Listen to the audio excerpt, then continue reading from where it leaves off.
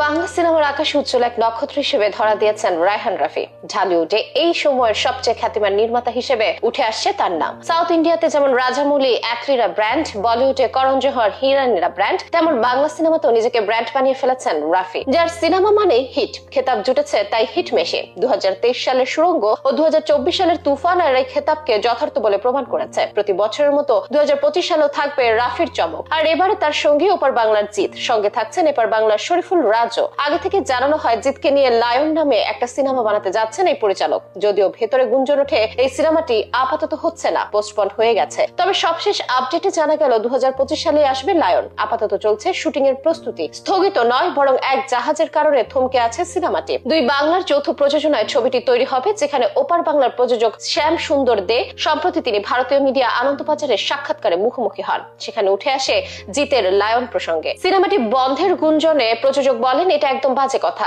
কেন ছবি বন্ধ হবে? প্রায় রোজ ছবি নিয়ে পরিচালক রায়হানের সঙ্গে কথা হচ্ছে জিতের সঙ্গে। প্রশ্ন হচ্ছে, তাহলে কেন এরকম খবর ছড়ালো আর শুটিংই বা শুরু হচ্ছে না কেন? এমন প্রশ্নের উত্তরে শ্যাম সুন্দরের দাবি, এই ছবির জন্য একটা জাহাজ লাগবে, কারণ সিনেমাটির শুটিং সমুদ্রেই হবে বেশি, আর জাহাজ জোগাড় করাটা বেশ সময় সাপেক্ষ ও ব্যয় সাপেক্ষ। ফলে দুই দেশের প্রযোজনা সংস্থা খুঁজে দেখছে সস্তায় কোথায় জাহাজ পাওয়া যায়। তার জন্যই আপাতত সময় লাগছে। তাই এবছর শুটিং শুরু সম্ভব হয়নি। তবে আগামী বছরের শুরুর দিকে লায়নের শুটিং হবে বলে নিশ্চিত করেন তিনি। ছবি বন্ধের খবরটি একদমই গুজব বলে মত তার। শ্যাম সুন্দর আরো জানায়, জিতের বিপরীতে খলনায়ক হিসেবে দুই বাংলার প্রযোজক এবং পরিচালক 3 অভিনেতাকে বেছেছেন। তারা হলেন চঞ্চল, নিশো এবং শরীফুল রাজ। যার দেওয়া সময়ের সঙ্গে শুটিং এর সময় মিলবে তাকে ছবিতে দেখা যাবে। যদিও শরীফুল রাজই থাকছেন বলে আভাস পাওয়া গেছে। তবে এখনো নায়িকা নির্বাচন হয়নি। কে থাকবেন জিতের বিপরীতে রোমান্স মুডে, সেটা জানা যাবে আরো কিছুদিন পর। এরই মধ্যে প্রথম দফার চিত্রনাট্য তৈরি। এবার সেটা ফের ঘষা মাজা শুরু হবে। এরপর শুটিং হবে দুই বাংলার এবং বিদেশে। এই সিনেমায় অরিজিৎ সিং এর একটা গান রাখা হবে বলে জানান প্রযোজক। সব ঠিক থাকলে 2025 সালে ঈদুল আজহায় দুই বাংলার সিনেমা হলে হাজির হবে লায়ন। একই দিনে আসতে পারে অনন্ত জলিলের নতুন সিনেমা